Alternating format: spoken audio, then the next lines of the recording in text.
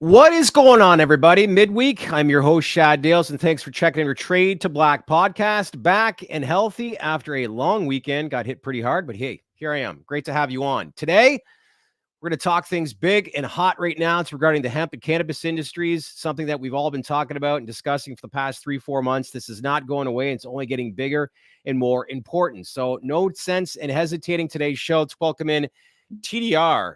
Should say brand new lead host. Great job on Monday. Anthony. Welcome back. Thank you. Still a little congested, but got a dose of the COVID. I don't know where I got it. I don't think anyone knows where they get it when they get it, but here I am back. But yeah, it's something I don't really like to experience, but COVID, if anyone's wondering if it still exists, it does. Definitely is. I'm sure it's more so transforming into the flu now, but that's a whole different podcast. Yes. How's your week been so far? Good? It's been good. There's a lot of headlines. I mean, market action's muted. I know we had a big green day on Monday, and then just kind of watching for a bunch of news. But no, it's been good. I mean, this Wyden bill was obviously very, I don't want to say like earth-shattering, but it's progressive. It's something that looks like it could have legs. It's, from what we're hearing, it's well received. Yes. From the hemp industry, and I won't speak for the expert that we're about to have on, but I mean, it looks sensible, at least from my point of view. Yes, that's for sure. You also be turning into a weatherman this week, watching that hurricane up the Panhandle. It's been storming at my house, and with my golf trip next week, the last thing we wanted was this hurricane coming up the Gulf and going straight to Myrtle Beach. But yeah, I mean, it's been pouring here all day. It's supposed to pour here well into the weekend. So we'll see. I mean, luckily the hurricane's not coming here. It's going towards the Panhandle. So yeah, as True Leave investors are white knuckling over the last couple of days, but let's look at this long term. I think things are fine. Yeah, I mean, you can be rest assured that Jeffco's got redundancies. It's in a wind-rated building, and I mean, Kim's been through a couple of hurricanes up in the Panhandle. Worst thing that could happen is power outages, and I'm sure they have plenty of redundancies on site as far as keeping everything online. Yeah, it looks like it's in the path of the storm, but I'm sure it's nothing that infrastructure can't weather up there. Well said. Emilio, thank you, sir, and great to have you on here today. Well, let's jump into today's show. Let's welcome in back to the podcast. It's been a few months. CEO of Cantrip, Adam Terry, one of the best hemp beverages in the U.S. right now. Good to have you on. And nothing shortage of drama when it comes to cannabis and hemp these last few months. What do you make of it? Hey, thanks for having me, guys. I mean, yeah, there's a lot of drama moving forward where there probably shouldn't be, but as we move into this next phase of what the hemp industry looks like, I think the temperature is going to come down. We're going to see less dramas. You see more folks like Tilray entering the beverage space, and more of the MSOs all interested in how hemp can help their brands. Yeah, I wanted to ask you real quick before you guys get into specifics, but before any changes actually are announced, are there any misconceptions that either industries may be reading each other wrong, that, maybe people are being communicated this to the general public, that we're looking at this wrong in any way for the long-term health of each other's industry, both in the cannabis and hemp space? If so, what comes to mind? I think what comes to mind is a lot of the finger pointing that goes back and forth. I mean, there's people on the marijuana side of the fence that want to talk about how unregulated and untested hemp is and how they don't want any regulations, which is by and large not true. Most of the folks in the hemp industry do want regulations and could, do testing, although there could be improvement. And then the hemp industry likes to then point back at what's going on in California in terms of testing labs and everything and say, well, you guys need to get your crap together too. Yeah, I mean, overall, everybody could always use improvement. We're all essentially working on the same thing. So maybe we could just take the temperature down and keep moving forward. I think you're 100% true. The California argument, it tracks, makes complete sense. I mean, testing has been a sore spot in the traditional industry for years. And I mean, it's good to see the California market cracking down, because that is a big problem, and it does put consumer safety at risk at the end of the day. And we can't sit here and say, well, we want X when we're not actually following the rules ourselves. Well, the point of legalizing, right, is having accountability. So at some point or another, you expect to see this, and you expect to see recalls in the industry too. That's a sign of the system working, not a sign of the system being broken. Absolutely. One question that I did have before we dive into the laundry list of things that we have to talk about in the hemp industry, we talk about Delta-9. We talk about naturally derived. We talk about synthetics. Is there any sort of, let's say, bifurcation in the industry as it relates to hemp, with actors that have Delta 9 naturally derived products versus the Delta 8s, Delta 10s, HHC, et cetera?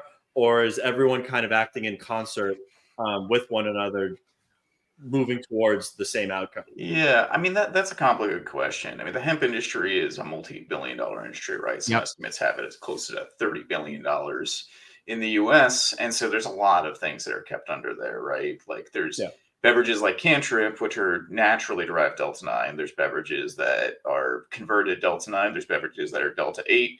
That's pretty much where the beverage game stops. I haven't seen people get too crazy, like other than some normal minor phytocannabinoids like CBG and CBN or THCV. And then there's sort of the broader THCP, HHC, just start stringing letters together and you'll come up with some sort of cannabinoid you can make in a lab. And those tend to be more in gummy format and or vape and or on flower. And then there's the THCA flower producers, which is they're kind of their own legion. And so working in concert, I don't think is always the case. You know, I sit on the board of the Hemp Beverage Alliance. We're extremely beverage focused, trying to move forward goals there around low and mid dose beverages. And then there's the Hemp Roundtable, which actually has a beverage arm now.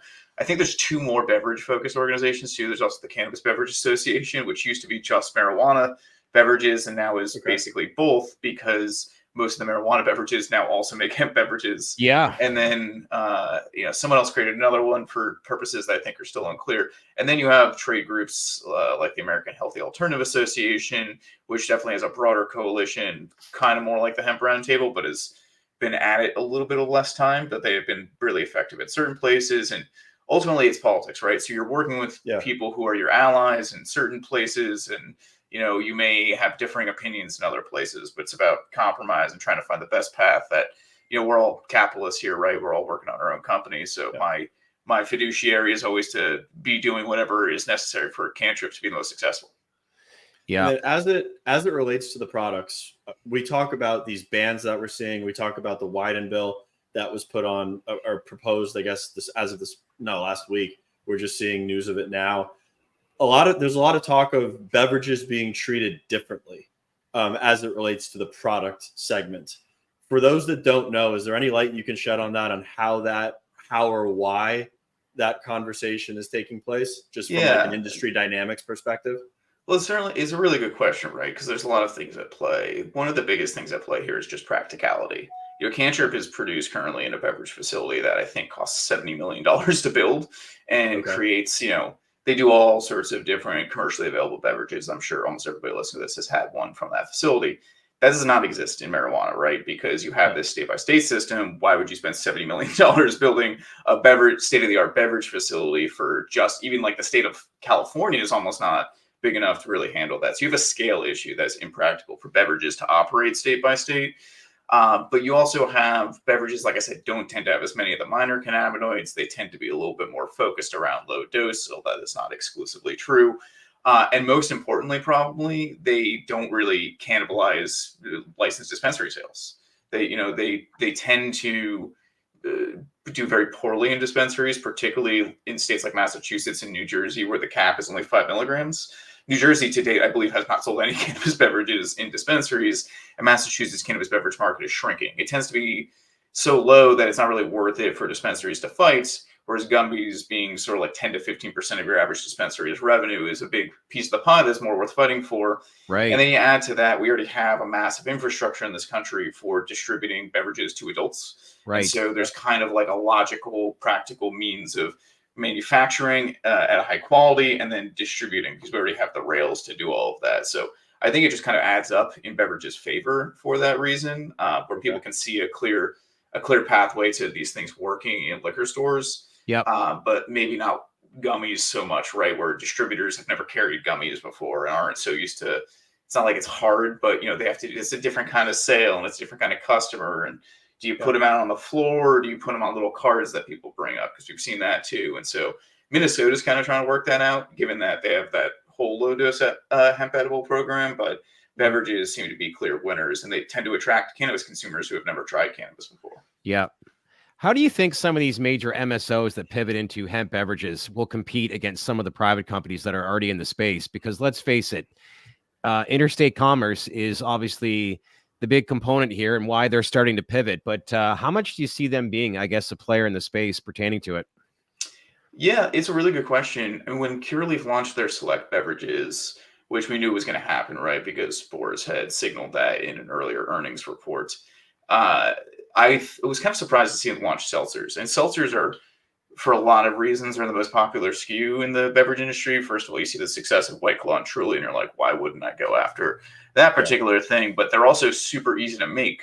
And make them in a safe and stable, way for the shelf. There, you don't have to worry about sugars. There's a lot less microbial risk. But because of that, everybody has a seltzer. The saturation of seltzers in the cannabis beverage space is just out of this world. And so I would figure a company like Curaleaf would go to market with something more interesting and something more difficult to make, right? Like they don't have to hit these little MOQs. They have their own production facility and can, go for more complicated things. But the CapEx is expensive, so that could factor into whether they want to put in their own facility. Ultimately, I think money still talks. And so if they are willing to put manpower and money behind these brands, they're going to see a lot more success than if they treat this as like the orphan child that they're just experimenting with. And so I'll be interested to see how Tilray does now that they've launched, I think, 4 brands all at once. And by the way, I think Tilray, if I'm correct, they're the ones that purchased a whole bunch of brands from Anheuser-Busch, right? They're the fourth largest. I'm pretty sure on this. They're the 4th largest craft beer manufacturer now. Okay. In the United States. Yeah. Which probably was over a year ago. I was saying, guys, this is foreshadowing to wanting the infrastructure and the distribution networks to then sell in cannabis beverages, not hemp beverages, because I didn't see the hemp beverage thing coming. But yes, they're the 4th largest craft producer in the States, with Sweetwater and Shock Top, etc. Yeah. Okay, that is them. You see, you've undercut my clever joke now by actually getting serious, which is that I believe they purchased the brand Highball and then didn't use it for this, which is just a huge missed opportunity, if you ask me. So they have Sweetwater. I saw the lineup, and it's interesting. It's mocktails, seltzers, etc. They have a beer, Sweetwater 420. Yeah, okay. That would have been a I think I've seen that before, actually. It would have been a perfect hemp beverage. It's interesting, all right? It is about this distribution and retail relationships, and it's about the brand. If I were Tilray, I'd definitely be leaning into levering my existing brands, and going for that. But, if they want to start from scratch, that's up to them. It's also interesting is they're on the NASDAQ, aren't they? They are. And so we did have a conversation with Erwin Simon this a couple months ago, but we're like asking the question, like, why has he not got into this? But that was the number one reason to say, look, we have to be in compliant with both the SEC and the NASDAQ. So clearly with this announcement earlier this week, they have obviously figured that stuff out. Yeah. But anyways, continue your thought. Well, that's the most interesting part of the thought, I think. You now have a hemp derived THC beverage owned by a company trading on the NASDAQ. Yeah. What stops anybody else from being the next one? Correct. And could they, as far as the dynamics of the industry goes, I'm assuming from a distribution standpoint, you guys are leveraging primarily alcohol distribution infrastructure. Yeah. Does Tilray owning those, let's say, craft beer assets and selling through to those channels, does that give them a leg up or almost like a turbo injection for being able to sell through, because they don't really need to get the okay? It's like, all right, well, you're selling X amount of our beer. Right. Now take these seltzers or mocktails or whatever they want to sell through. Yeah, I mean, that's a good question, because craft beer distributors are not the biggest distributors in the country, right? So craft beer distributors typically do lower volumes of product. I mean, craft has been a really morphed word in this industry because you have companies like Tilray owning craft brands, but they're owned by, Anheuser-Busch owns a lot of craft brands as well. Tito's is still handcrafted. And so I'm not sure which distributors have their brands. I have to basically do a cross reference. But if I'm craft beer distributors, they're great at getting into independents. They're less good at getting the key accounts. But because of Tilray's size, these craft beers are probably already in the key accounts. That would, I think, be the bigger lever than the distributorship necessarily. Like Cantrip's distributed by a lot of Anheuser-Busch distributors, particularly in New Jersey. And that has greatly increased our volume for sure. And I don't think we would have got the same thing out of craft distributors. Although I will say the next best set, probably the best distributor for hemp beverages right now in New Jersey is Serene, which is a craft distributor, at least in terms of the volume that they're doing. But they leaned hard into hemp a while ago. So, to circle back around to that, it really does depend on the distributorship themselves and how much they're willing to go aggressively and support the brand. They may have distributors who aren't willing to carry them. And there probably are aspects of their existing distribution contracts that allow distributors to choose not to, if only based on, it being in a gray zone, legally speaking, right? They could probably lever a contract to say that, like, this is not something we're going to carry, but my guess is they probably will. Almost all the distributors I've talked to in the U.S. have been thinking about this at minimum. So if you have Tilray coming out and say, "Hey, we want you to carry this thing and give it a shot," that's probably what I think someone had mentioned on Twitter, and I didn't get a chance to watch the video, that they were focusing on Louisiana, Texas, and New Jersey, but I think they said that back in July. So my guess is they're probably going to go in a different direction now, because New Jersey is like currently on death's door. Louisiana passed a pretty limiting rule that is going to restrict additional new accounts from picking up THC beverages, I think. I'm a little murky on the Louisiana rules, to be honest. I would ask like someone like Eric Becker, who's from Louisiana, on that. And then Texas is a pretty good choice. Texas is... Go ahead, finish your thought, Anthony. I was going to... Go ahead, Chad.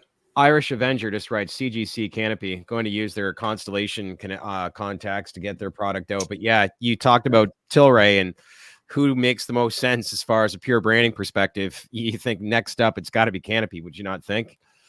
Why is Lagunitas not in the hemp industry yet, right? Like, they already have the hi-fi hops in California. Pabst already in the cannabis industry. This might give a lot of them clearance to come in. So you're seeing, like, this trend of bigger MSOs, particularly someone like Tilray is unique in a certain situation, but it's kind of a gravity that's pulling in people from all sides, where you're seeing MSOs from the cannabis come in, you're seeing the alc bev guys come in. I think everybody wants a bite at this apple now. It's growing faster, but we still are fighting on a state by state level just to keep these things alive, in as many states as possible. Yeah, speaking of growth, I mean, I'm assuming the growth has been explosive year over year with the way that this category is just taken off, and the allowing of, let's say, DTC, Interstate, you get to operate in a relatively free environment. One thing that we did see was New Jersey come in with a ban, which I know you had a lot of very cogent thoughts on. I mean, what's going on in New Jersey? What do you see going on in that market? And how do you see any light at the end of the tunnel, or it's kind of just blanket policy that's very ill-stated? It's a good question. I don't know exactly what's going to happen in New Jersey. There is litigation that was filed. Cantrip was a named plaintiff in that lawsuit. There's 5 parts to that complaint. I think the 2 most coherent ones are definitely federal preemption, which is the chief complaint, and dormant commerce, because they passed this law very, very fast in the last couple of weeks of budget season. So this thing changed multiple times in the middle of the night prior to us, going. Like, there were people, I was there, so it was all the cannabis trade groups, and everybody is there on that Friday. It was the last day of the session to testify, and no one really knows if they're in support or against it, because no one's seen the final version of the bill, so they don't know what's going on. And that's when sort of this, like, beverage carve out came into it. But as check out my Twitter for the full explanation. I won't go into all of it here, but there's a lot of practical reasons that this beverage carve out isn't going to really materialize into anything. You're taking what I think could be $1 billion THC drinks market in New Jersey and shrinking it down to the size of, 10 or 15 million, which is around what Massachusetts' entire cannabis beverage market is right now. Right. And it simply comes down to access and practicality. Like, the CRC has to write rules. Everybody on this call can, talk about how commissions, cannabis commissions don't move very quickly to do things. There's no reason that there's no penalty if they don't complete these rules on the year timeline allotted. As I mentioned earlier, there's a 5 milligram cap on beverages and dispensaries in the first place. So why would they go any higher for them? They'll probably go lower, like Connecticut at 3 milligrams, which also handicaps volume. There's an employee assisted area requirement written into the statute, also handicapping volume. So, like, all of these things kind of come down to, like, it's hamstrung to the point of being not effective. And that's before they even possibly put in a crazy tax, and that is above cannabis, the existing cannabis tax. and before they put in potentially security requirements that look just like Class 5 dispensaries. And imagine how many liquor stores are going to put in that level of, camera and stuff. So they could kill this regulatory wise and just like make it so impractical that nobody does it. But ultimately, the thorniest part, I think, is really just there's this made in New Jersey requirement that was added at the last hour by the AFL-CIO, or not by the AFL-CIO, as I hear it, based on potentially some of their urgings to protect labor in New Jersey, because New Jersey is a state that requires labor peace agreements in their dispensaries. And so labor doesn't want people going around that by introducing hemp from non-labor states into dispensaries, into Class 5s, which is logical. I understand that, but the hemp is federally legal. Marijuana is not. You can have state protectionism because you don't have interstate trade with marijuana companies. You can't ban everything from coming in out of state for a federally legal products because that's a dormant commerce violation. The same reason in Massachusetts, they can't ban any beer that's not from Massachusetts from coming into the state. And so that is what the governor alluded to in his signing statement. And signing statements are pretty rare in the first place. But he kind of mentioned that this might not be constitutional, which was the question, why sign a bill that you don't believe to be constitutional? Correct. But aside that, he didn't really want the allowance for beverages anyway. A lot of the legislators didn't. And so, the hope is that this lawsuit will force them to start over and create something more sensible, because the really worst part of this bill is that it won't actually solve the problem, because there's no resources allotted for law enforcement, health inspectors, or anyone to go into all these smoke shops and vape shops across the state of New Jersey that are quote unquote around the corners from high schools and stop people from selling the products. The only people who are going to pull products are people like me who are invested in trying to follow the law as best they can. And, folks who are selling to children, which probably said on the container, don't sell this to a child. They're just going to keep doing what they do. And so what we want to see is we want to see a bill that has a tax on our products, allows them to exist, and that tax is used to then fund enforcement and ensure people are compliant and the best needs of the public health are being met. But as it is right now, it's just a whole lot of work to do with no resources to do it. Question for both you guys. I want to this question for both of you, taking a step back with all this emergence with regards to the hemp industry and beverages, what does happen to cannabis beverages if you start to see more MSOs pivot towards that side of the business? Does this still stay a focal point, Anthony, you think? I think that hemp beverages are not going anywhere. I think it's arguably the most explosive product that we've probably had in the space from a THC perspective. Adam said it. Everyone else we've ever talked to about beverages have said it.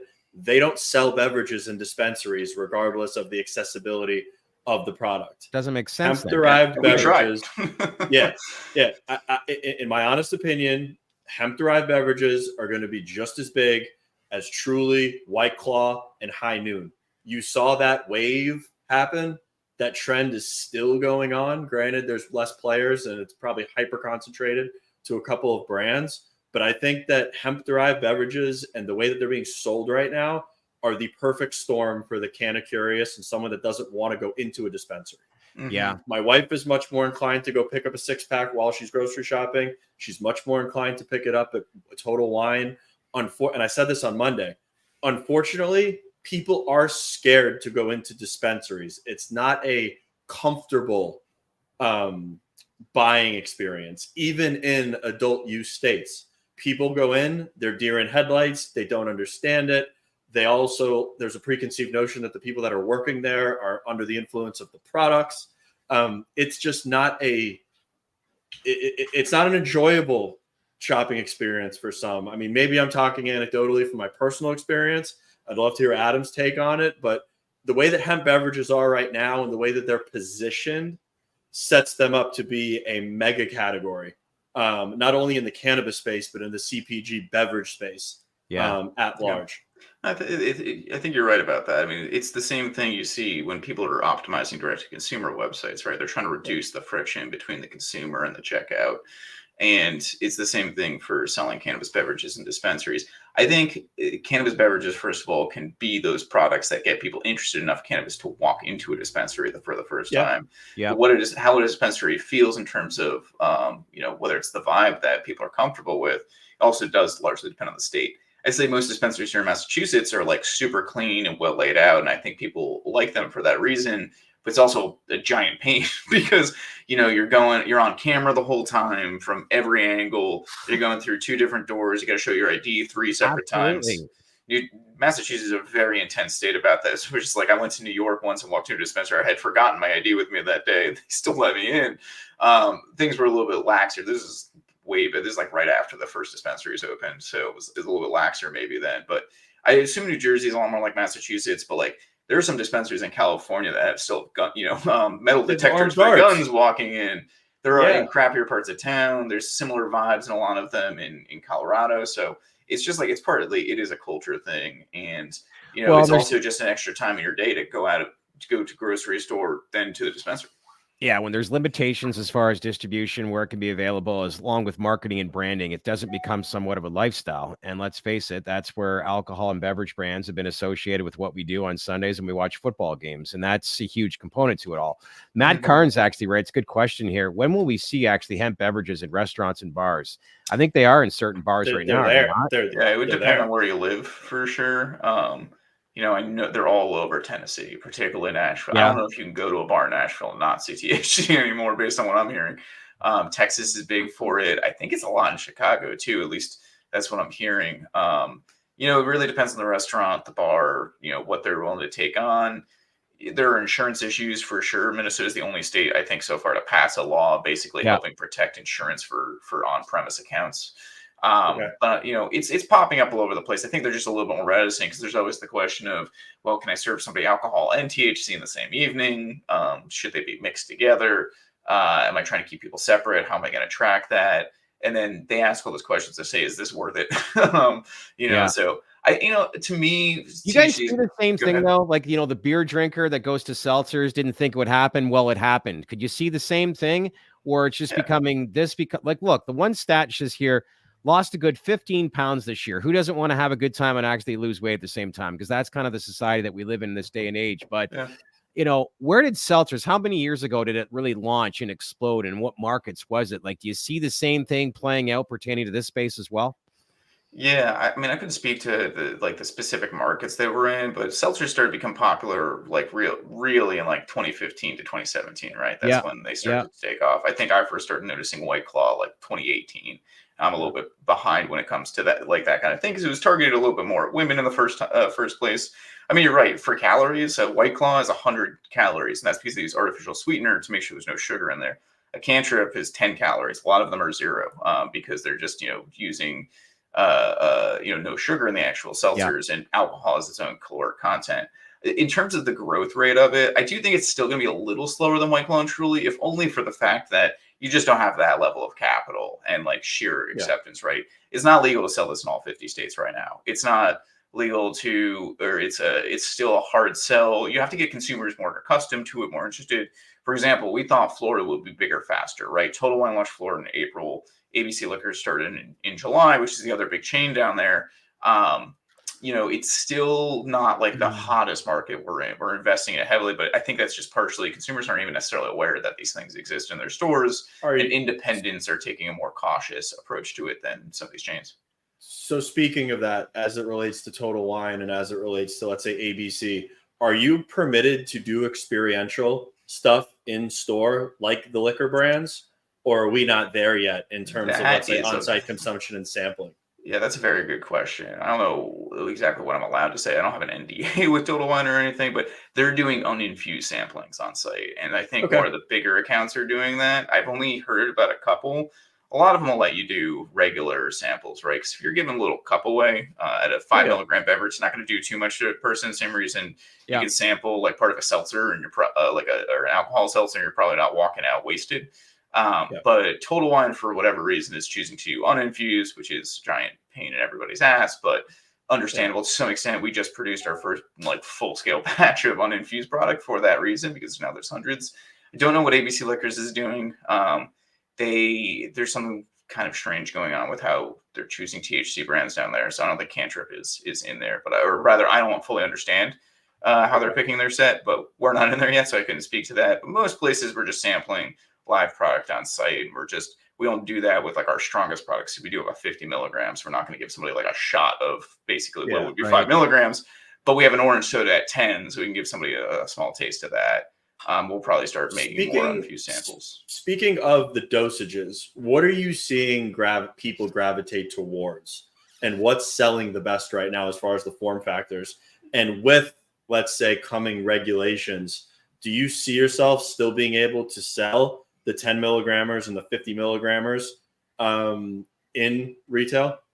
Yeah, 10 milligrams is certainly the most popular dose. Really? Yeah, I mean, I'm not totally sure if they would if the 50s might outcompete them if everything was equal. I mean, just because it's in liquor stores doesn't mean there isn't still sort of like what I think Emily Paxi has dubbed the land and expand, or maybe she cribbed that from somebody else. But you still are talking about when you first enter a marketplace. And remember, this is still new to a lot of people, particularly when this is mostly across the South. Like our biggest markets are like Tennessee, and they're going to be the Carolinas, and they're going to be Georgia. People aren't that accustomed to cannabis. But so the people who are buying these first are typically existing consumers who may not have access to THC otherwise, or just find it convenient to pick it up in a store, or just want to try a beverage, and maybe they can't find a beverage at their local store, like you can't in New Jersey, right? And so 10 milligrams has become far and away the best seller, I think, in every market from every brand I've heard. If they don't have a 10 milligram, they're almost certainly going to produce one. I think Can is probably the notable exception to that. Because they've really focused on their microdose messaging, but they still sell a lot of high boys. We just find that the higher dose stuff sells quicker, but I think long-term, 5 milligrams is going to make the most sense for like a sessionable, and 10 milligrams makes the most sense for at home. But like as a quick anecdote, I had an appendectomy about a month and a half ago, or maybe, a month and a half ago. So I couldn't drink for about a month, and I enjoy drinking. So I drink usually a couple times a week, right? So I switched entirely just to Cantrip, and whereas 10 milligrams used to be kind of like the stretch that I did at the end of the night, now I'm up to 10 or 15 milligrams a night, and I'm in a pretty good spot without feeling like I can't socialize anymore. And so tolerance, if people start adopting this as like a regular habit for them, which is kind of, I guess, the goal of most companies, to have somebody drinking some of their products every day, their tolerance will flex upwards. And since the tendency is for people to do that, I think you're going to continue to see 10 milligrams be the most popular dosing. Look at you pushing your product. Today's podcast is brought to you by Cantrip, the cool, refreshing taste that always goes down easy.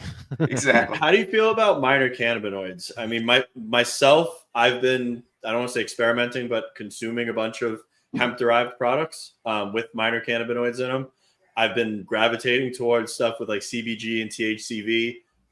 Experience-wise, do consumers even care about that? And are you guys even interested in that kind of stuff? Or it's kind of like keeping it congruent with THC just to, I guess, lessen the learning curve for the consumers to be buying the product?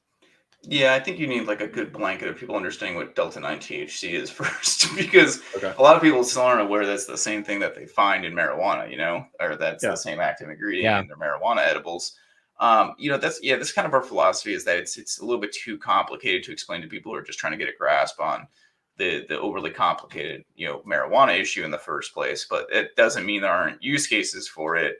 I mean, I also am a little bit still waiting to see actual studies on minor cannabinoids, because when people go around marketing things like, the Ozempic of weed, or, that it's a perfect sleep remedy, it does tend to be a little bit overwrought, and like, you have to ask yourself what's marketing first and what's science. But at the end of the day, I think THCV shows a lot of promise. I think a lot of these minor cannabinoids show a lot of promise, and there'll be consumers for that. But I don't think as many consumers are just there for the THC and or CBD. Sorry, go ahead. What are the advertising rules for hemp? Like, are they different from state to state? Like, could we see hemp beverages advertised in something like a Super Bowl relatively soon if it's growing at this kind of pace? Apparently Can has tried multiple times. I don't know if they even have really the cash to do a Super Bowl ad, but they tend to run a campaign almost every year. And this is before they were even in hemp. They would run a campaign about why they can't have a Super Bowl ad. What is like $5 million now for a 30-second ad? Yeah, I think so. I think Poppy spent $7 million last year. So when it comes to the advertising, a lot of it comes down to what the advertisers are willing to do for you, right? Like Meta still has restrictions around what you can actually put in your advertisement. So that's the same for if you're running a marijuana ad or you're running a hemp ad.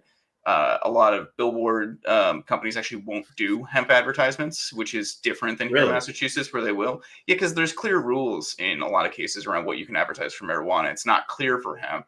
And just like everybody else, no one wants to take on that liability, at least not until their competitors are doing it. And so, we've seen a fair amount of restrictions. I really want to do those plane ads that fly over the Jersey Shore next year, assuming we could still sell in New Jersey. I don't know that someone will take my money and do it. We'll have to find out. But that's kind of what we run into. Early days in Minnesota, I wanted to run a bunch of billboards in Minneapolis, and they wouldn't do it for me, even though we had the same company had rented us ads in Massachusetts for when we were in the dispensaries here. Yeah. And so a lot of it kind of comes down to like who's willing to do what. And there are some state specific rules. Like I can't just set up shop and do sampling in Tennessee on like a public park, right? Or even like anywhere that's publicly owned property. It has to be in a private venue. That's not in every state. I believe Minnesota probably has some rules, but more states could stand to develop actual rules around it. You've seen really creative stuff though, like cycling. You got to hire a plane and fly that over the Alabama-Georgia football game here today, right? No, you got to do it. You got to do it on Miami Beach, South Beach. I think we actually did maybe do something for the Bama Tennessee game. Did you see what the Harris administration did at the Michigan-Ohio State game? No, JD Vance loves Ohio State at the Michigan-Texas game. That's pretty good. Really marketing at its best. But there was another good question here about just like, look, you can consume 5-6 beverages when you're at a bar or restaurant. How is that change? How would that change with the hemp beverage? Because it's like, I'm not a consumer, but how much would you consume? Would that be a loss of revenue for some establishments if they're only consuming 1 or 2 at max? Yeah, I mean, that's a good question. That may also factor into how bars and restaurants choose what they're going to run. I've worked in the bar and restaurant industry for a long time. Yeah. And what you see is there are some bars that actually run COGS analysis on their cocktails, and there are some bars that don't. And so the bars that are doing a tremendous volume and are watching every penny on that bottom line are probably maybe going to be more reticent to carry them. But they also might be serving people who they might not otherwise be able to serve at all, who may not be choosing to consume alcohol for a variety of reasons, or they may attract new consumers that they haven't seen before. And so there's a lot of calculus around it, but I mean, they will mark it up just as much. I mean, most bars mark up about 3x what they purchase wholesale for. And they try to get as many volume deals as possible. And I think we'll see some of that. You can now do kegs in Minnesota by law, but almost nobody's doing it because it's complicated. And there's no alcohol for alcohol has a preservative effect. And so there's like more microbial risk around kegs and all that kind of stuff. So there's a lot to take a look at. But I think I saw the first company I've ever seen make basically a speed pour bottle for behind the bar that you turn it over and it does like 2 seconds of pouring and then stops. So you can like automatically dose like 5 milligrams of basically a THC simple syrup directly into a cocktail, which is super interesting. Yeah, I think I've seen that company do a lot of different things. This might be the one that has legs for them. Huh.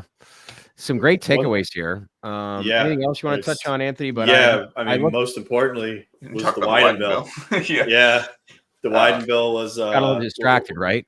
So, I mean, we saw the article come out on Marijuana Moment this morning. I mean, there's a lot of implications in that bill. I mean, in the beginning of the podcast, you had mentioned seeing hemp maybe go into like a new phase. Yeah. Like, how are you looking at things such as like the Wyden bill? Like, does this seem like it could set a foundation for the industry? And like, what's the overall, I guess, temperature check on the industry's, propensity to want to be regulated? Or to have sensible regulation versus it being the Wild West right now via the Farm Bill? No, that's a good question because I have not polled every smoke shop in America who may or may not have issues with this bill. And I got to read the language again because I read this thing like a week ago when the language was kind of around final.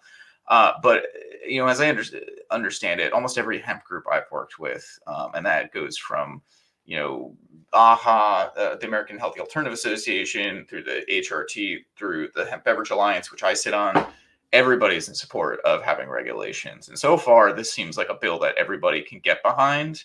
There will be restrictions around things like synthetics, right? This is they've used some of the strangest language I've seen, which is want to see this happen then. Yeah. We do. I think almost everybody does because think businesses operate on certainty, right? You guys are stock guys. More certainty is better for your stock price. we are in the same boat. I'd rather not spend most of my time running around to each different state dealing with different regulations. Like Florida just proposed regulations because they didn't get that bill done that would say no hemp beverage or no hemp product can have these 66 color additives or additives from fruit juice that make color. And then there's also something that said you have to test for all 66 of those, which I don't even know if that's possible. And so like we're all playing whack-a-mole here. If we had one federal framework, we can move forward and it would remove the issues with selling, things like CBD and THC under the Food, Drug, and Cosmetics Act, which kind of is a little bit in conflict with that. So you clarify a lot of things, you say what you can and can't make, and then everybody can kind of coalesce behind that. And, it may eliminate THCA flower, and that's going to be a huge issue for a lot of people. I actually have to reread the bill because I honestly did not catch anything in there that would actually stop it. But to be honest, like based on their intention, I would like the motivations behind creating this bill. I would expect that they did want to get rid of THCA flower in some capacity, but it creates this framework for cannabinoids because, like, let's face it, nobody with the rescheduling coming up with all of this conversation about legalization, nobody's really been able to come up with one coherent system to say this is how cannabinoids should be treated. Because you have some people thinking that, well, this is now under Schedule 3 going to be prescribed and sold at a pharmacy, which is just not going to happen, at least not cannabis flower, right? But you provide this new framework that says, here's what cannabinoids are, and here's how we're going to regulate cannabinoids, because we know people have Epidiolex and people have CBD products just all through the country. And so it doesn't quite fit into the alcohol framework. It doesn't quite fit into the pharmaceutical framework. It doesn't even quite fit into the natural supplements framework. And so this is an attempt, I think, to give it some sort of framework that has had has stakeholder industry and consumer input. Which makes sense. And put something together rather than just saying we're going to ban everything, and keeps, again, the multi-billion-dollar hemp industry alive and probably gives them a place to thrive from, while eliminating certain things maybe people don't want. Do you get any pushback from some of these synthetic companies? Like their farmers, the backing of like big tobacco? Like, do you think we get any pushback? But the farmers aren't the ones attributing to the synthetics. They're you're right. They're supplying the biomass, and then these labs are just going and doing whatever they want. But the labs buy the biomass, right? So the farmers are aligned profit-wise with the labs. I mean, a big question is, what is like a company, like what are those producers going to say? There's some big profile ones. I don't really want to name check anybody on this in particular, but nor do I want you. What do they go out and say about this? Most of the ones I know are in these groups I just mentioned, the Roundtable, AHAA and the HBA. And so if I'm hearing that generally the groups are supportive of this, that gives me a signal that everybody can get behind it, because I think everybody sees that the writing's on the wall. They need regulation. The synthetic supporters, if there's like a 100-fold increase in the Delta 9 and Delta 8 market because of this bill, that's still good for them. They just stop producing other things. In fact, it's almost a SKU rationalization step. So they don't have to produce as many things. I mean, the semi-synthetic part that is in there, which essentially allows one-step conversions, which includes things like creating CBN just from degrading THC, all the way to creating Delta 8 from CBD, because it's a single-step conversion. And hopefully they put more parameters around that in terms of byproduct analysis and acid removal. But if you just have the naturally stuff, you might not have enough hemp market to continue, primarily from a biomass perspective, because you do need a tremendous amount of biomass to create Delta 9 from extraction, right? Like if you at the ideal, if you had 0.3% Delta 9 THC in a plant and you're extracting it directly, you're getting 100% of that back out as distillate. You would need like 750 pounds to create 1 kilo of distillate. So it's a lot of biomass, and you're never that efficient, right? So it's usually more like 4,000 pounds. So the rest of that biomass then basically is used to make textiles, but also CBD. And so the CBD then gets sold into CBD companies, which a lot of that then just gets converted into Delta 8 or Delta 9 THC. And so there's kind of a circle going on. And if you eliminate that part of the circle that creates other cannabinoids, you may cause a collapse in the marketplace. So a lot of work for a business model. So question, within this Wyden bill, they're using the word, they as in him and Senator Merkley, who's the co-sponsor, they're using the word cannabinoid. I know, when you look at these cannabinoids, whether they're hemp-derived or whether they're cannabis-derived, they're the same thing. So the state-regulated businesses right now are in the business of cannabinoids. The hemp companies, such as yourself, are in the business of cannabinoids. One main differentiator between the two right now is that one can actually leverage interstate commerce. The other one cannot leverage interstate commerce. is there a scenario that anyone's talked about internally where this regulation, you could see the repealing of interstate commerce for the hemp industry and it go into like a state by state model that we're using in the state regulated cannabis market right now? What part of this bill would cause a removal of interstate commerce under the creation of it? I can't speak to the. I'm speaking in generalities. Oh, not in really general, as it relates to the bill. But if hemp does get regulated and the Delta-9 cannabinoids are permissible to be sold over state lines, do you not think that that kind of creates an impasse with the state regulated markets that are technically in that same business that are yeah, so privy? a lot of this comes down to the source, right? Like, for example, if I went downstairs in my basement and synthesized a whole bunch of Ritalin for you and then sold you a bunch of Ritalin, that would not make it lawful to sell just because some people can sell Ritalin, right? It's the same molecule, but it matters what the source of that product was. Yeah. And so when you look at like what has been upheld in court about hemp is two things come into play: the source rule and the final products rule. Was it compliant hemp when at the source? Was it compliant hemp when it was sold? And that is basically a seed to, it's not seed to sale tracking, but that's a chain of custody kind of equation more than anything else. I mean, I think more importantly, what this framework does is it creates a framework for cannabinoids so that perhaps when we do finally legalize cannabis and deschedule entirely, if and when that should happen, you have a framework for all those companies to start selling those marijuana inputs directly into commerce in other capacities. So maybe they don't have to keep everything in dispensaries. Maybe they sell their flower and vapes through dispensaries and they start selling their edibles elsewhere because now there's one unified cannabinoid definition. And and at the same time, it will decrease the cost of inputs for brands like Cantrip because now you won't need to have hemp versus marijuana. Now I can buy it from someone that's growing 15, 20% THC plants instead of 0.1% THC. I've looked at some of these COAs from stuff we get. I have seen as low as 0.05%. The sheer amount of biomass that goes in this is insane. But like I said, it's partly using the whole plant. And it's partly because we have so much acreage of hemp in this country because of the big rush to it in 2019. And so that's kind of the equation that I see, but I don't see it like a pathway to saying like no longer is interstate commerce legal. But they would have said, I mean, that I guess could happen if the Miller Amendment occurred, but then you'd also have to have individual places have legal hemp like Minnesota.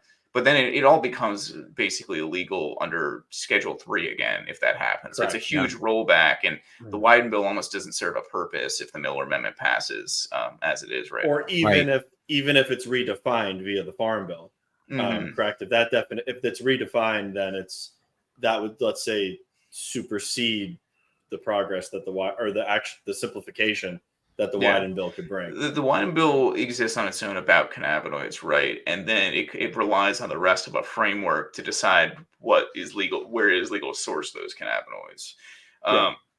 And so you look at that kind of prospect and like. Ultimately, the Wyden bill isn't like a standalone thing. It's actually, if you read at the top, it's an amendment to the Food, Drug, and Cosmetics Act. And so it would have to change the FDNCA, which is kind of where all of this flows from in terms of like, conflicts with, like, again, it comes down to the FDA. The FDA approved a CBD pharmaceutical, and then 6 months later, Congress slapped him in the face by legalizing hemp and then just creating this huge issue for them. And the Wyden bill, if I'm not mistaken, I believe Wyden has actually introduced some form of cannabis legislation like every year since 2019. And this is the first one to have legs because it's the first one to fully incorporate what's actually occurring in the wake of explosion in not only the hemp beverage industry but interest among companies everywhere in hemp. I can't. I think it's good. I think it's a big net positive because you are correct in the assumption that if it were to go through and we already get this standardization across the board as it relates to cannabinoids, it's setting a framework and precedent for the state regulated cannabis industry to be operating on a go forward basis if and when we get descheduling and all that good stuff. Exactly. Maybe it makes it a little easier for everybody to wean off of having facilities in every different state because that's going to be crazy. A huge, like it's hard right now to see the incentive for companies to want federal legalization. They've already built all these damn facilities, but listen, altering point for the industry. Saying the quiet part. You're saying the quiet part out loud. Oh, am I not supposed to say that? Oh no, trust me, we say it all the time. But it's a very unpopular take, but I do find it being it's just quite part true. and parcel with how we legalize cannabis in this country. And like activists warned about this like back in 08, which I don't know if their brains were really in the economics of it at that time, but like there's a certain point to which if you like if you only crack the faucet open slightly, you're going to create a weird incentive structure and a massively unprofitable industry.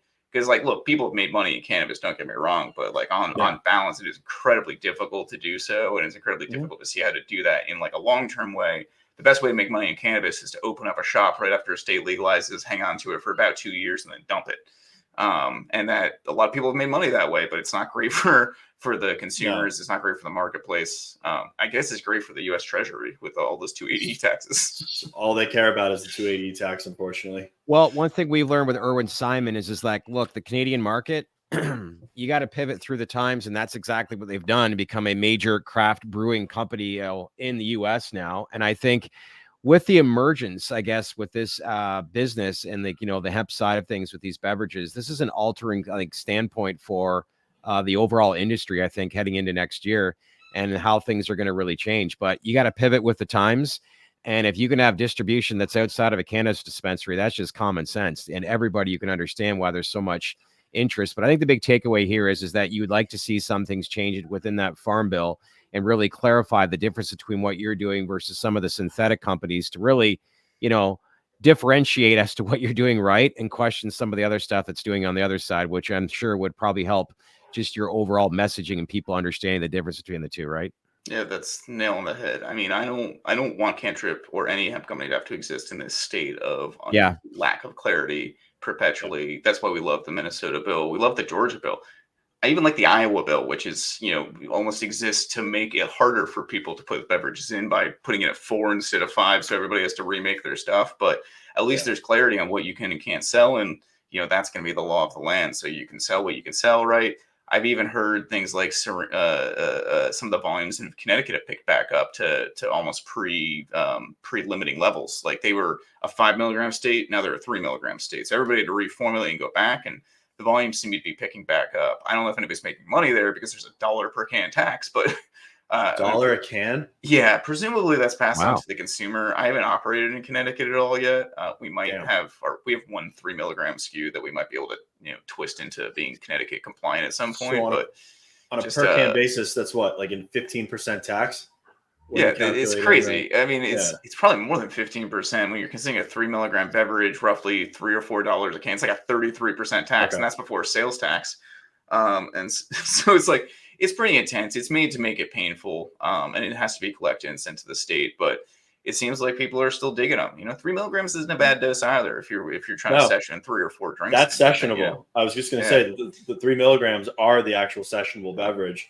If you're in a restaurant, because 3, you get the person to buy at least 3 of them to get to that 10 milligram threshold versus the 2 at 5. It's not a terrible policy to have like a specific cap for on-prem to kind of incentivize that behavior and limit how quickly people. It's funny because like in Georgia, they only allow beverages and gummies in this new rule, right? And they released these regulations which says you can have up to 10 milligrams per serving in a gummy and 15 of those in a package. Beverages can only be 5 milligrams a serving and 1 serving per can. And because they were more concerned about people abusing beverages than gummies. So I'm like, I could eat a whole pack of gummies real quick. I can eat 150 milligrams in 5 seconds, but I can't. only. So they're taking a look at that rule after a very substantial public comment period. I've seen people eat gummies, try one of them, and be like, "Oh, this is a really good flavor. Maybe if I eat one more, it's not really going to affect me. Just to eat for the flavor." Mm-hmm. And I'm like, that is a very bad idea. Yeah. That is not going to end well. Interesting to see if you'll see private companies go public within this space because the growth opportunity is massive. And at the same time, too, if you see MSOs start coming in and scooping up and knocking on your door, Mr. Terry. But Cureleaf would love to be on the NASDAQ, I'm sure, as every other MSO would. Maybe they can spin off an arm of it or something. Yeah. Job well done what you've created. Where'd you go to school? UMass Amherst Public School. Nice. Well, listen, always a pleasure having you on. Wealth of knowledge. And you and Anthony obviously really dug in deep into some of the stuff and trends, but I thought a lot of our viewers came up with some great questions too. Appreciate it. The Cole Memo, Emilio, David Benz, JT, you had some great questions too. We also had Gretchen on, David Ben, Seth, great to see you. And there's a couple more. Happy, good to see you. Guap, of course. But long story short, Adam, appreciate you checking in. Let's keep in touch. Yeah, thanks, guys. Appreciate it. All right. That was great and gives you a real idea as to, wow, now you get a really understanding that once they tweak this, and let's face it, these naturally derived hemp beverages 100% want change done because it can disassociate themselves with the synthetic side. And then from there, like, what an opportunity this is for Tilray, because they've got an established brand in the Southeast region, a huge festival that pertains to it, and onwards and upwards. Yeah, the one thing that I didn't get to ask Adam, which I mean, we'll ask him next time he's on, is the fact that they are getting to regulation where there's going to be the uncertainty taken out of the equation. I think you're going to see massive capital injections from venture capital, from private equity, maybe even from the MSOs as far as strategic investment goes into these businesses, because the ones that have market share now and that are doing it profitably, any investor is going to be like, all right, we now know that you're not going to get regulated out of existence. The investability is there. Not saying that it's not there today, but the uncertainty is gone. Here's a massive capital injection, scale and go, and just do what you want to do, and just do what you're going to do. And I think that's going to be the next phase, where a couple of these winners are picked, and they just get big war chests of money to go out there and just gobble up market share and acquire consumers. Work smarter, not harder, right? They'll be working a lot harder. Beverage is tough. Beverage is real tough. I'm just looking at the cannabis space right now, and you got to pivot with the times. But if you've got distribution outside of a dispensary, like, it's just, now you can kind of see, like, oh, like, you guys obviously understand this space and watch this pretty closely. But for the average investor that's really trying to see and how expanding, certain cannabis companies and how they're going to pivot through this time, this is a huge opportunity and tremendous growth, because A, the product's good, and B, look at consumer trends. Like, he highlighted kind of the Southeast region, and some of the emerging trends, some of the questions that you've asked. But one thing that, like, whether you're in North Carolina, South Carolina, Nashville, Atlanta, it's all younger generations that are moving to these markets right now. And we've talked about this time and time again, about the younger generation is, definitely changing things. And consumer trends have changed drastically, and they will continue to do so. But this is a big one. It's clearly evident. Yeah. Real quick, because I know we're approaching the 1 hour mark. I do want to bring up real quick. Isn't that crazy? I read on the news, actually, Marijuana Moment reported 200,000 people were arrested in cannabis in the year 2023, which is last year. Vast majority was possession, as what they've said. I find this mind-boggling, knowing that in a lot of states you can buy legal cannabis. And I know you had some great comments to make, in the newsletter here this morning, but there's just so much disconnect as to what's going on in Washington to the everyday American. Yeah, it's terrible. I mean, no one should be getting arrested in this country for possession of cannabis. Granted, if it is a violent offense and the cannabis possession is side saddle to that, then it's warranted. But no, cannabis possession should be just completely done away with. And I mean, that's my segue into plugging Amendment 3, which will legalize cannabis possession and take it off as a Class 3 felony in the state of Florida, which is one of the merits of the bill that gets vastly overlooked as far as the talking points and why we should actually pass this as Floridians, and it's to legalize cannabis possession. Yeah. Don't want to name names. We had some great information today that there's some people from Congress definitely leaning towards the fact that Amendment 3 will indeed pass. Hopefully that is the case, but we'll find out come election night. But that would be obviously huge for the industries to continue to do so. And one last thing I wanted to touch on was yesterday, just when the Ohio market is booming, we're going to get more as multi-state operator MariMed got actually the green light to open up their actually dispensary location. That's located where in Ohio again? Tiffin, Ohio. Right. It's actually funny because when Hirsch was on Monday, we were talking about how they haven't gone full adult use yet. Yeah. And he had mentioned MariMed specifically in Tiffin, Ohio. Why hasn't it gone operational yet? Tuesday morning, we got a press release that they're now operational in Ohio. So it's good to see the Ohio market catching up from a licensing perspective and getting all of the operators that can be licensed for adult use, licensed for adult use. Well, a lot of their brands, Betty's Eddies for sure, Did I say Betty's? Eddie's. I'm always getting mixed. Betty's Eddie's, Eddie's and Bubby's Baked. Betty's Eddie's and Bubby's Baked. They are strong in Massachusetts. There's a lot of brands that have actually downward trend as far as market share. They continue to grow, but I do know that wherever those products are, they do very, very well, especially in the state of Illinois, where that actually re-entered last year. So right next door, Ohio, I'm sure there's a lot of people that are familiar with it. But man, that Ohio market continues to be strong. Curious to see what these numbers will be reported at the end of the month here, but we will report them as soon as we get it. But I'm thinking it's going to be strong. Yeah, should be. And the Cole memo, the debate last night. Oh yeah, I wasn't a fan. I said this morning when I tweeted, I think that Mr. Morgan, I have overwhelming respect for him. He's a big champion for cannabis in Florida. He got behind the medical. He got behind the medical amendment. He's getting behind the adult use amendment. I think the floor could have probably been used for more poignant, relevant messaging as it relates to the cannabis industry. I thought that Luke was just sitting out there spewing the BS that he normally does. No one was really checking him. And then he had the hemp people in the crowd that were just yelling bullshit the entire time. I think it could have been reined in and a much bigger win for us. I don't think it was a net positive. I'm not going to go to lengths to say that it was a net negative, but it is what it is. I think that Amendment 3 is getting done, whether or not we have events like that in the future. Telling based on the crowd. Obviously, this is an important one, but that's telling to say the least. All right, I think that wraps everything up. Illinois, people still, what was that? I read something about the state of Illinois. In Illinois, people still get arrested for possessing legal cannabis. So much. I don't get it. I don't get it. I love America. Talk to Governor in Illinois. That's inexcusable. Talk to Governor Pritzker.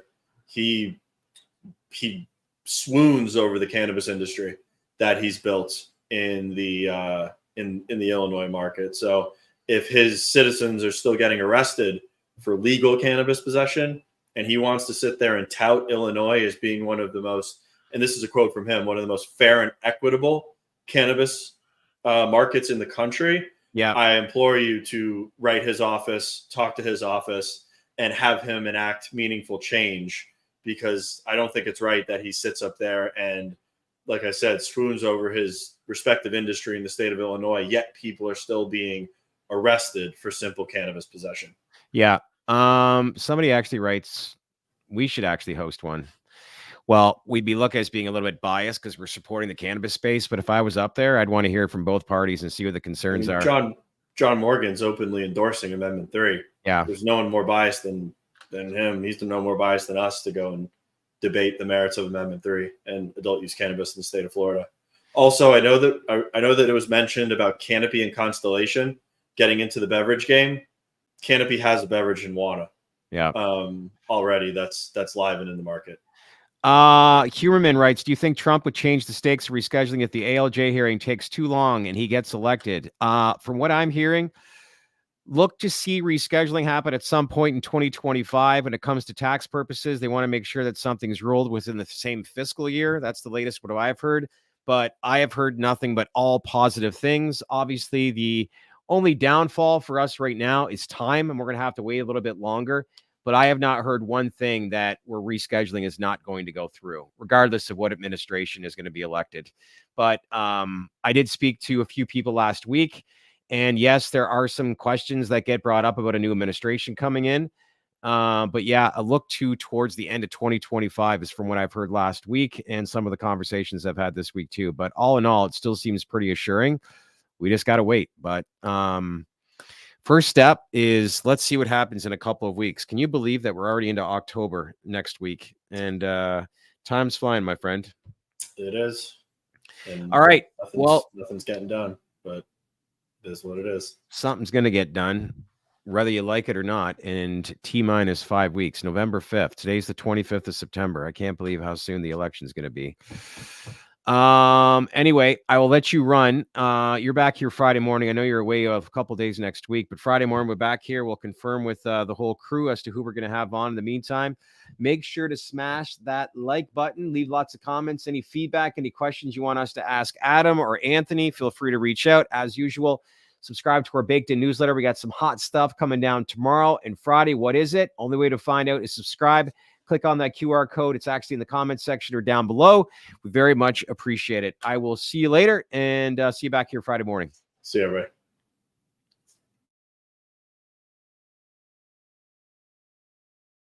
Hey everyone, thanks for watching our latest podcast. Lots of momentum building. You guys getting all excited? Leave comments below. Again, we want to take this viral. Smash that like button and make sure to click on that bell for all notifications as we start to bring on bigger and bigger guests. Don't forget to subscribe to our daily newsletter, the Baked In newsletter, by logging on to thedalesreport.com. And we want to take this viral, as I said, and make this community grow. So make sure to subscribe on that channel because we wouldn't be here without you. Thanks again, everyone, for watching.